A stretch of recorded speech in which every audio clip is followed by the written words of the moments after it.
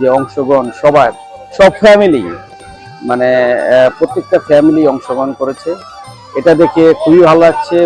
মানে আমাদের future generation বাচ্চারা খেলা করছে, সুন্দর পরিবেশ। আপনাদের এই ফ্রেশ মেডো করোনা পার্কের যে পরিবেশ, সুন্দর মনোরম পরিবেশ, এক সাইডে লেক, সুন্দর বোটিং সিস্টেম, মানে অনেক ট্রি। যে আজকে যে গরম, কিন্তু প্রচন্ড গরম থাকা সত্ত্বেও যে সুন্দর যে শীতময় একটা বাতাস, সেটা গরমটাকে আমরা অনুভব করতে পারছি না। আয়োজককারীদেরকে অসংখ্য ধন্যবাদ তাদের এই সুন্দর আয়োজনের জন্য।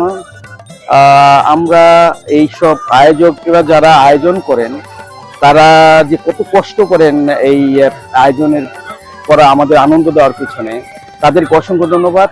105-এর সকল পরিবারকে ধন্যবাদ। আমরা তাদের কারণে আজকে যে সুন্দর আনন্দ করতে পারছি, এটাই একটা বিরাট প্রাপ্তি। সবাইকে অসংখ্য ধন্যবাদ।